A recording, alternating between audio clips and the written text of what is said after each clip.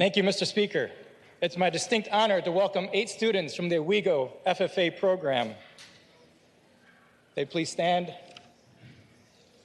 With us today, we have Jessica Bombach, Michaela Wilbur, Catherine Donnelly Taylor, Mariana Slocum, Hunter Pitcher, Graydon Stanton, Mahala Walsh, Mason Hill, their FFA advisors, Derek Hill and Alexis Davis, the Tioga County Farm Bureau President, Cub Frisbee, and Tioga County Farm Bureau member, Merrill Cartwright, are also joining them. They're up here today to advocate on behalf of agriculture, all the benefits that it provides. We all know no farms, no food, but it also provides a lot more benefits than just that. Recently, they were able to host over 200 students from across New York FFA District 7 to compete in the first round of their leadership development events at Owego Free Academy. Leadership development events are FFA events centered around preparing members for their futures by developing their communication, problem solving, and leadership skills. These events range from extemporaneous public speaking to the reciting of the FFA Creed and all the in-betweens.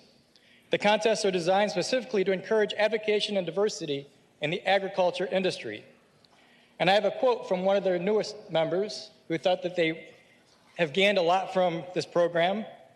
Hunter Pitcher says, "Leadership development events have given me the confidence to talk in front of large groups.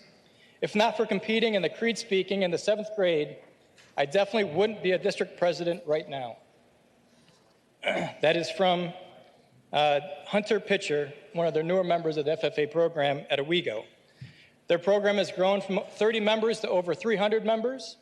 They have animals right on their campus in the village of Owego.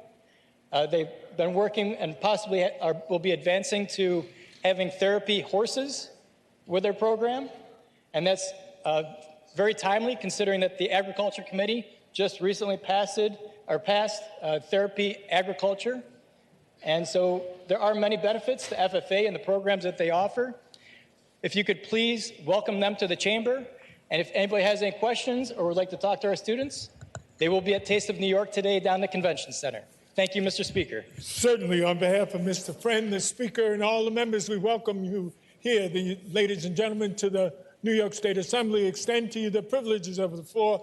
Thank you for the work that you're doing to ensure that we eat. And it's so important, and we understand that. We hope that your message will be sent today and on into the future. Thank you again for being with us.